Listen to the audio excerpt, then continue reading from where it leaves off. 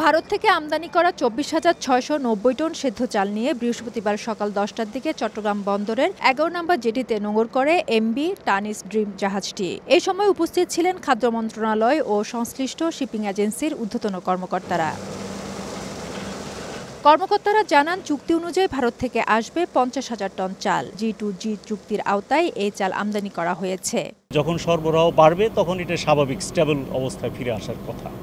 তো আমরা যেহেতু সরবরাহ বাড়াচ্ছি, স্বাভাবিকভাবেই সেটা তো কমার কথা। আমদানি করা চালের নমুনা সংগ্রহের পর পাঠানো হয়েছে ভৌত পরীক্ষার জন্য। এই কাজ শেষে শুরু হবে খালাস প্রক্রিয়া। সাধারণত 2 দিন আড়াই দিনের মধ্যে পৌঁছে গেছে। ওখানে 22 তারিখে সেল করছিল। এটা গতকাল বিকাল 3:30 আসছিল। আমাদের আউটার অ্যাঙ্করেজে বি অ্যাঙ্করে আসছিল, মানে ব্রাভো অ্যাঙ্করে। কিছুক্ষণ আগেই এটা এখানে বাড়তে চলে আসে। অর্ধেক পাউডারে দ্বিগুণ উজ্জ্বলতা। নতুন রিন অ্যাডভান্সড অর্ধেক পাউডারে দ্বিগুণ উজ্জ্বলতা। খাদ্য নিরাপত্তা নিশ্চিতে আন্তর্জাতিক বাজার থেকে এবার ৬ লাখ টন চাল সংগ্রহের উদ্যোগ নিয়েছে মন্ত্রণালয়। তারই অংশ হিসেবে ভারত থেকে আসলো এ চাল, যা অন্তর্বর্তী সরকারের আমলে ভারত থেকে আমদানি হওয়া চালের প্রথম চালান। ফেরদৌস লিপি, সময় সংবাদ, চট্টগ্রাম।